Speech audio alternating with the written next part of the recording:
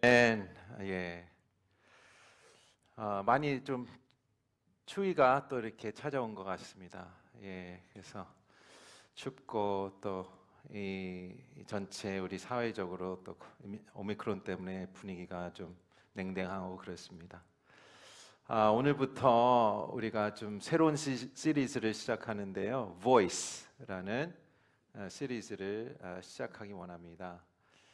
성경에서 나오는 역사를 바꿔주는 voice, 또한 이 한 영혼을 인생을 바꿔주는 voice를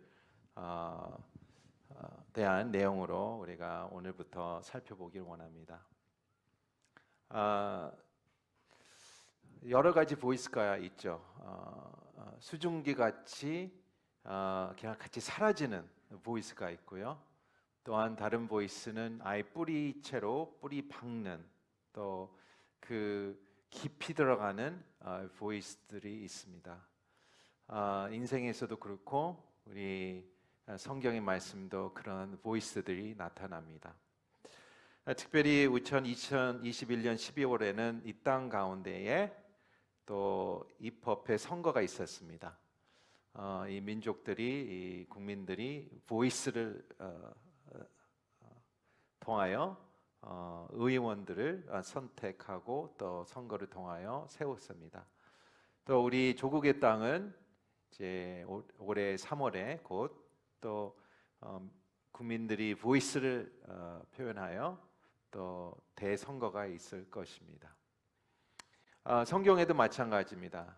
하나님께서 어떻게 이 보이스로 또 하나님께서 역사하셨고 또 한 나라와 한 민족과 한 영혼들을 또 변화시켰는지 한 내용을 보겠습니다. 하나님께서는 역사를 주관하시죠. 우리는 믿는 자로서 그걸 믿습니다. 하나님께서 역사하신다. 처음부터 끝까지 이어지죠. 사회와 인류는 본인의 보이스 때문에 역사가 이루어지고 또 역사가 흘러간다고 생각합니다. 그러나 우리가 하나님 사람으로부터 봤을 때에는 하나님이 그 역사를 끌고 가고 이루게 한다. 어떤 역사입니까? 하나님께서 끝까지 우리 인류의 목적과 지구의 목적은 어디 있습니까? 죄인의 구속과 구원이죠. 인류의 역사는 사람을 볼 때는 문명이 생기고 사라지고 문명이 생기고 사라지고 또 한 가족이 대대로 이어지고 한 민족이 나라가 바뀌고 이런 여러 가지의 변화가 있겠지만 하나님께서 주관하시는 하는 역사는 인류를 어떻게 해요? 구원의 역사, 또 하나님께서 구원을 통하여 역사하시는 내용을 처음부터 끝까지 우리가 볼 수가 있습니다. 그래서 우리가 역사 그러면 history라 하잖아요. history. 근데 영어로 표현하면 his story예요. 하나님의 역사, his story. 인간의 스토리가 아니죠. 어떤 권력이 있는 사람의 스토리가 아니라 his story. 바로 여호와 하나님, 예수 그리스도의 스토리가 처음부터 끝까지 이루어지는 것을 역사라고 우리가 봅니다. 특별히 오늘 하나님의 voice, 광야에 외치는 voice가 나타나는데요. 이 voice가 어떻게 역사를 바꾸고 어떻게 역사를 끌고 가고 또 어떤 인생의 역사를 바꾸는 한 내용을 한번 같이 보겠습니다. 누가복음 3장 1절과 2절 같이 보겠습니다. 시작. 디베리오 황제가 다스린 지 15년째 되던 해 곧 빌라도 빌라도의 유대 통족으로 헤롯이 갈릴리 본왕으로 헤롯의 동생 빌립은 이두고와 드라고니 지방의 본모왕으로 루라시아와 야빌레 지방에서 본모왕으로 아나스와 가바야 대제사장으로 있을 때 하나님의 말씀이 광야에 있는 사가의 아들 요한에게 이르렀습니다. 실은 1절을 풀려면 좀 긴 역사를 좀 설명해야 됩니다. 근데 지루하게 풀지 않고요. 여기서 얘기하는 되게 낯선 이름과 낯선 땅의 얘기는 이 이스라엘 갈릴리 지역의 세 지역으로 나눠졌다는 얘기예요. 이 이스라엘 땅인데 하나님께서 약속을 땅을 주셨는데 이 땅 가운데 이방인들이 점령하고 있었어요. 첫 번째 이방인은 로마로서 이 이방인이 점령했고요. 또한 그 밑에의 파펫같이 로마 제국이 다스리시는 헤롯 왕과 그 형제들이 있었습니다. 그것이 세 이방의 지역으로 나눠졌다라는 것을 얘기하고 있습니다. 그것을 봤을 때에 인간으로서 봤을 때에 소망이 있는 땅입니까? 아니에요. 이스라엘 사람으로서 소망이 없죠. 어떻게 있겠습니까? 거기에 외국인들이 와서 이방인 사람이 와고 하나님의 언약에 있지 않은 사람이 와서 다스리고 있어요. 소망이 없는 것이죠. 소망이 없다라고 얘기하는 거예요. 두 번째는 2절에 보니까 두 대사장 이름이 나와요. 안나스와 가야바가. 이 두 사람은 어떤 사람들입니까? 종교의 권력을 잡고 있고 권력을 통하여 돈을 버는 사람들이에요. 조직이에요.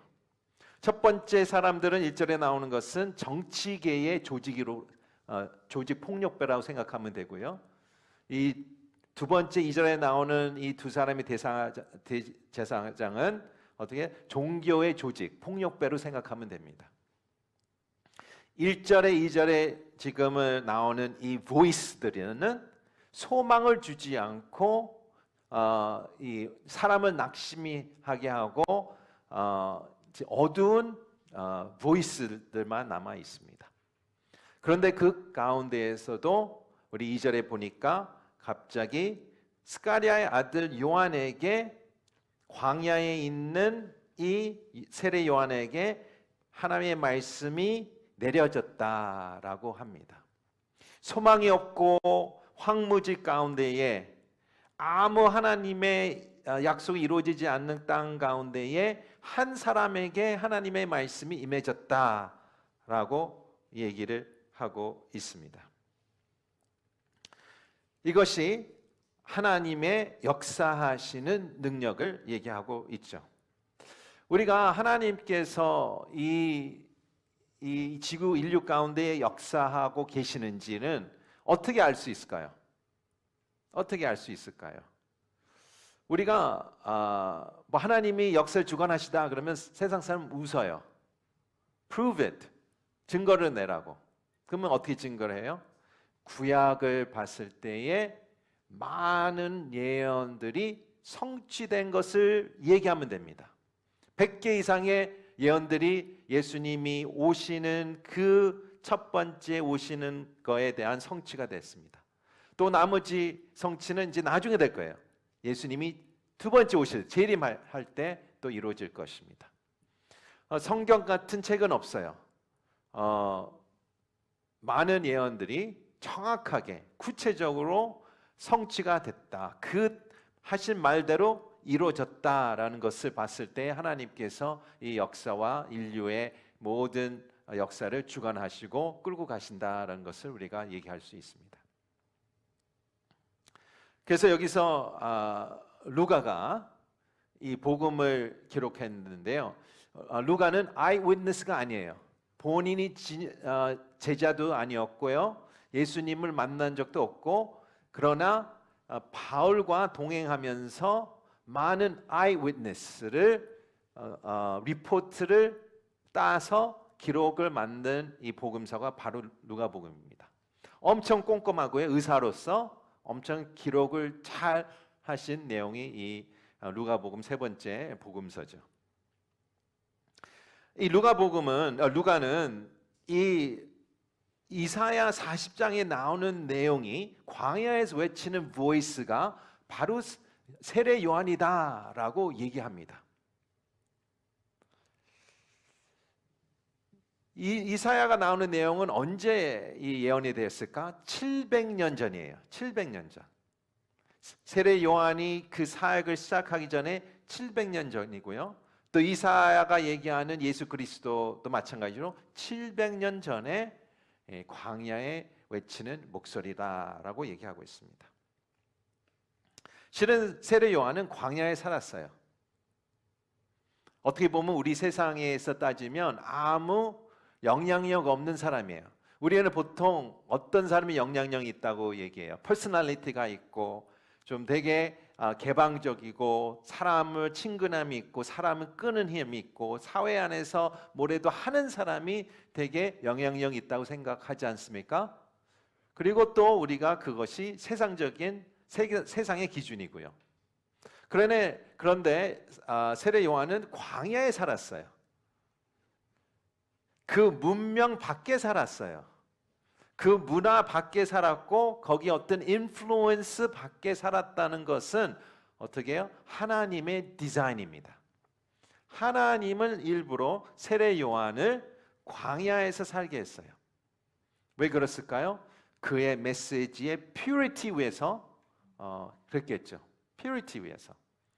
낙타털을 입고 또 메뚜기를 먹으면서 꿀을 먹으면서 살았죠.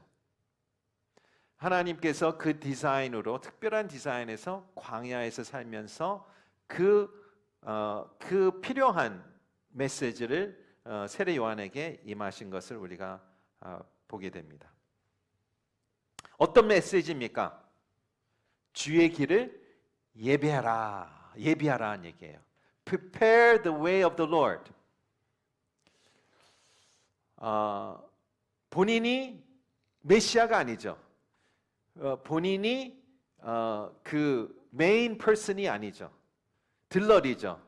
들러리로서 이제 메인 캐릭터가 오는데 그 사람의 오시는 길을 준비하라라고 예비하라라고 하는 메시지를 갖고 있습니다. 여기서 나오는 메시지는 이렇습니다. 왕이 오니까 준비하라라고 얘기해요. 그것은 어떤 비유입니까? 고대 시대 때는 왕이 어느 지역, 어느 도시, 어느 마을을 이제 방문하겠다 하면 거기에 있는 종을 한 명을 보냅니다. 종을 보내서 그 마을의 리더십한테 얘기해요. 왕이 언제 올 것이니까 준비하라라고 얘기하는 거예요. 우리 입장에서는 레드 카페트를 깔아야 되니까 어떻게 해요? 거기에서 길을 만들고 그 지역을 깨끗하게 하고 이 왕이 대접받을 만큼의 어떤 그 외상적인 것을 준비하라라고 얘기하는 것이죠. 지금도 대통령도 그렇습니다. 뭐 제가 직접 타본 거는 없지만 미국 대통령 경우에는 Air Force One 타고 다니죠. 큰 비행기 Air Force 타고 그 모든 시큐리티와 본인 보조 가서 어느 나라에 도착하면 그 미리 거기 있는 바디가드들이 시크릿 서비스가 가서 호텔 전체를 다 빌리고 거기에 모든 어떤 문제가 없는지 잘 준비하죠. 그 마찬가지입니다. 그런 비유에 여기서 얘기하는 거예요. 왕이 온다. 그래서 준비하라라고 해요. 어떤 준비하라고 얘기합니까? 계곡을 메꾸란 얘기예요. 그리고 높은 산이나 언덕을 깎으라고 얘기하는 겁니다. 굽은 길을 똑바로 만들라고 얘기합니다. 그러니까 하이웨이를 깔으라라고 얘기하는 거예요. 고대 시대 때는 그렇게 했을까요? 물렁거렸죠. 어떤 바위들을 치우고 왕이 넘어지지 않게 자그만 돌이라도 잘 이렇게 살피고 만드는 일들을 했습니다. 그게 바로 이미지예요. 여기서 나오는 이미지. 세례 요한이 왕이 오신다 해서 준비하라, 예비하라라는 메시지가 여기 담겨 있습니다. 그래서 얼마나 그 지역과 마을과 도시는 얼마나 흥분하겠습니까? 왕은 본 적이 없고 하지만 메시지는 들었어요. 왕이 오신다. 그래서 수개월 전부터 준비하는 과정을 여기서 우리가 그 비유로 볼 수가 있죠. 왕이 이제 도착할 겁니다. 왕의 목소리는 어디에 있을까 했을 때에 우리는 바로 이사야 40장을 볼 때에 루가가 여기를 이용하는데 하나님의 메시지를 보게 됩니다. 여기에서 나오는 두 가지의 메시지가 있습니다. 우리가 발견한 것은 하나님의 메시지. 하나님의 메시지는 무엇일까? 하나님의 보이스는 무엇일까? 또한 하나님으로부터 나오는 메시지를 갖고 우리는 우리의 메시지는 우리의 보이스는 무엇일까? 라는 두 가지의 보이스를 한번 같이 보겠습니다. 이사야 40장 1절부터 4절 같이 보겠습니다. 시작. 위로하라 내 백성을 위로하라. 너희 하나님께서 말씀하신다.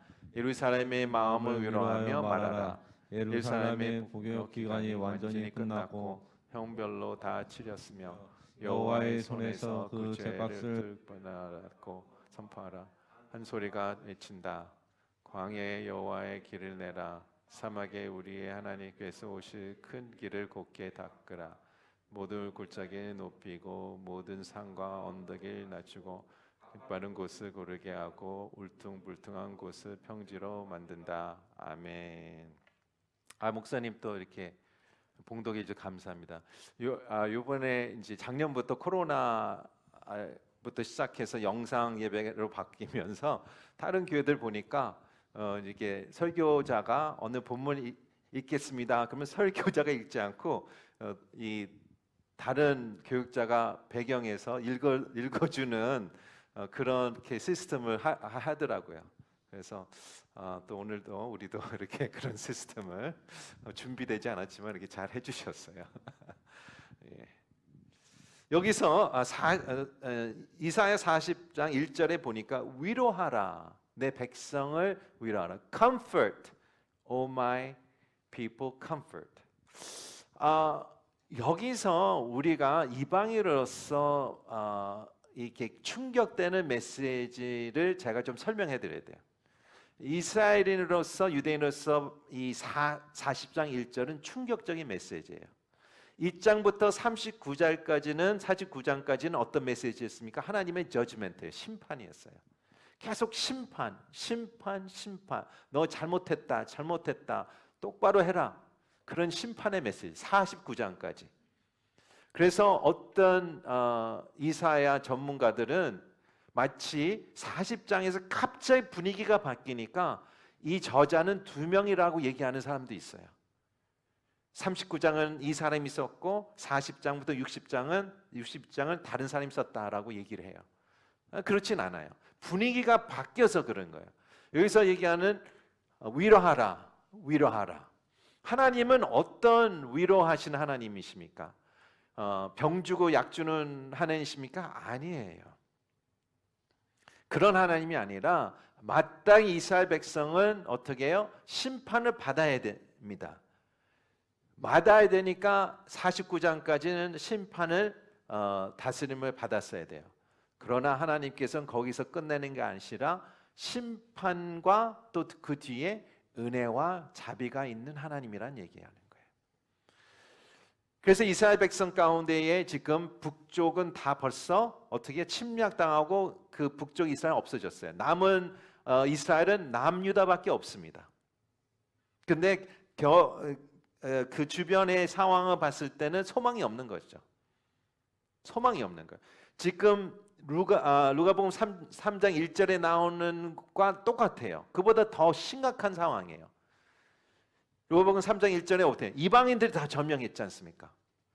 그리고 우리가 바라보던 종교인들도 아무 소망이 없는 거예요.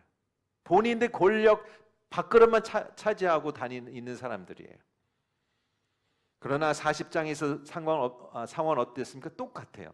북쪽 이스라엘은 다 멸망했고요. 남유다는 거의 멸망당할 바로 일보 직전을 얘기할 때에 하나님께서 거기서 갑자기 1절에 위로하라. Comfort, O my people, comfort. 충격적인 메시지죠. 어떤 comfort을 합니까? 왕이 오신다라는 메시지입니다. 왜 왕이 와야 됩니까? 인간으로서 소망이 없기 때문에 하나님이 보내신 사람이 와야 된다는 것을 얘기하고 있어요. 사람들도 알잖아요. 여러분도 알잖아요. 인간의 소망이 있습니까? 아니죠. 용서하면서 가는 거죠. 아니면 안 보면서 가는 거죠. 아니면 아예 관계를 끊고 가지 않습니까? 우리가 인간에선 소망이 없는 거 우리도 다 알고 있어요. 그냥 사는 거예요. 마찬가지예요. 이스라엘 백성들도 사회적으로 인간관계로서 본인의 미래로서 어떻게 소망이 없는 것이죠. 그렇기 때문에 여기서 소망은 무엇입니까? 하나님의 보내신 그 왕이 와야 된다라는 것을 얘기하는 것입니다. 와야 된다.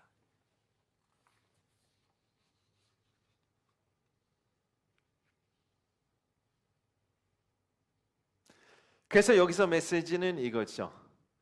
외쳐라. 그거예요.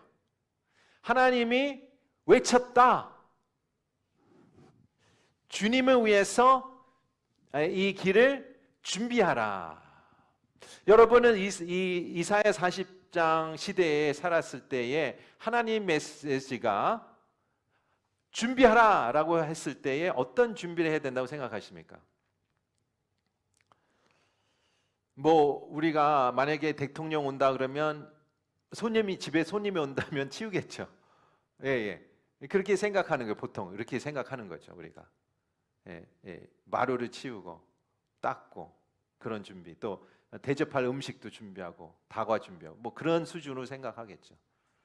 마찬가지예요. 그러니까 왕이 오시는데, 하나님 보내신 사람이 오는데 어떻게 준비해야 되냐 하는 질문이 떠오르겠죠. 그게 바로 우리의 보이스죠. 어떻게 준비해야 됩니까? 라는 메시지가 동시에 보이스가 나타나는 거예요. 그래서 누가복음 3장 3절에 6절의 말씀에 그 내용이 나옵니다. 같이 읽겠습니다. 시작. 그는 요단강 전역을 두루다니며 죄 용서를 위한 회개의 세례를 전파했습니다. 이것은 예언자 이사야의 책에 기록된 것과 같습니다. 광야에서 외치는 소리가 있다. 주의 길을 예비하라. 그분의 길을 곱게 하라. 모든 골짜기는 메워지고 모든 산과 언덕은 낮아질 것이며 굽은 길은 고자지고 험한 길은 평탄해질 것이다. 그리고 모든 사람들이 하나님의 구원을 보게 될 것이다. 아멘. 아멘. 여기서 나오는 단어 광야는 어떤 비유를 하고 있습니까? 바로 우리 마음을, 인간의 마음을 비유하는 거예요. 우리 마음이 왜 광야입니까? 죄악의 이 황무지가 된 마음이죠. 죄악 때문에 마르고 또 죄악 때문에 썩어가는 마음이 바로 광야에 얘기하는 거예요. 또한 우리 마음이 광야여야지 하나님의 목소리가 들리지 않겠습니까? 하나님의 보이스가 들리지 않겠습니까? 풍요하고 나무가 많고 물가를 흐르는 사람들은 하나님의 보이스가 들릴 필요가 없어요. 안 들립니다. 그러나 황무지에 있고 메마른 땅에 있고 사막에 있는 사람이 하나님의 보이스가 들리겠죠. 이 광야에는 우리의 마음을 지금 비유하고 있습니다. 또한 여기서 얘기하는 광야에서 보이스가 외친다라고 합니다. 그래서 이 외치는 게 무엇입니까? 이사야 40장을 응용하는데요. 이 골짜기를 메꾸라고 합니다. 골짜기는 무엇입니까? 우리 죄악을 얘기하는 거예요. 우리 타락한 마음을 깊이 파고 들어가라는 얘기예요. 죄악은 사람을 죽이고 거짓말하고 훔치고 그런 수준이 아니란 얘기예요. 거기 가운데에 태도가 있고 눈빛이 하나 있고 단어가 하나 있고 하나의 그 깊은 모티브와 사람의 인간의 무의식적인 것들을 다 깊이 있는 계곡을 깊이 들어가서 어떻게 해요? 회개하라고 얘기하는 것입니다. 그것이 계곡을 메꾸라고 얘기하는 거예요. 언덕과 산은 무엇입니까? 언덕과 산을 깎으라고 얘기했으면 언덕과 산은 무엇입니까? 나의 교만한 마음이에요. 또한 나의 자신의 의의를 나타내는, 이스라엘 백성들을 여기에서 죄가 무엇입니까? 본인의 의의를 나타내는 이 대제사장의 마음이 거예요. 바리새인자. 나는 괜찮다. 나는 이것을 모든 율법을 지키기 때문에 나는 괜찮다라는 그런 마음을 깎아내라고 얘기하는 거예요. 또 굽은 길은 무엇입니까? 굽은 길을 편편하게 얘기할 건 무엇입니까? 나의 마음에 있는 모든 왜곡한 마음들, 삐뚤어진 마음들, 나에 있는 디셉션과 거짓들. 거짓말만 거짓말입니까? 말을 안 한 것도 거짓말이죠. 예를 들어 우리에 있는 말 하나에 계속 우리의 마음 가운데에 깊이 있는 모티브에 대해서 구분기를 올바르게 하라라고 하는 이런 비유를 얘기하는 것입니다. 여기서 얘기하는 것은 회개가 어떻게 해요? 우리가 손님이 오면 집을 치우고 청소하듯이 회개가 왕이 오시는 예비하는 길을 준비하는 것을 얘기하고 있습니다. 왕이 오십니다. 하나님의 나라를 갖고 오고 있어요. 예수 그리스도가 이제는 어떻게 해요? 오고 있다. 세례 요한은 본인이 선주자 얘기하는 거예요. 본인이 예수 그리스도가 아니고 메시아가 아니고 본인이 어떻게 forerunner예요. 준비하는 사람이에요. 그래서 어떻게 해요? Repent, the kingdom of God is here. 회개하라, 하나님 나라가 임했다라는 메시지는 어디의 핵심입니까? 회개하라는 얘기예요. 하나님 나라를 임하기 위해서는 첫 번째로 내가 길을 닦고 계곡을 메꾸고 산을 깎는 것은 어떻게 해요? 회개하며 준비하라는 것을 얘기하고 있습니다.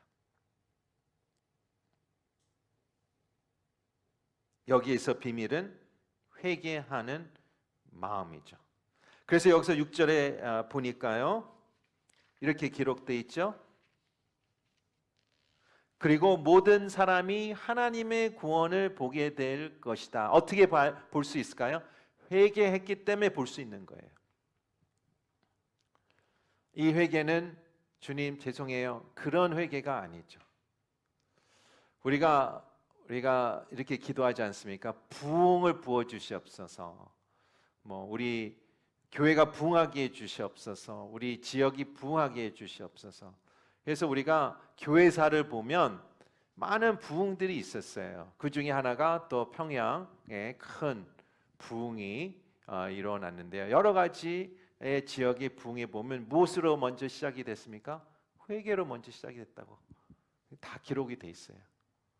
갑자기 길을 걸어가다가 성령을 받아서 회개하는, 통곡하며 회개하는 사람들, 그 회개를 통하여 온 가정과 온 마을이 회개하고 하는 그런 모습들이 기록의 역사관에 기록되어 있죠. 그런 회개를 얘기하고 있습니다. 하나님께서 오늘의 보이스의 메시지는 이렇습니다. 하나님의 나라가 임했다고 얘기합니다. 하나님 나라는 준비되어 있다. 우리 개인적으로 또 우리 가정 가운데 공동체 가운데에 하나님 나라가 임하길 준비가 되어 있습니다. 그런데 거기에서 우리가 준비할 것은, 예비할 것은 우리의 광야에 있는 마음이죠. 광야에 있는 마음.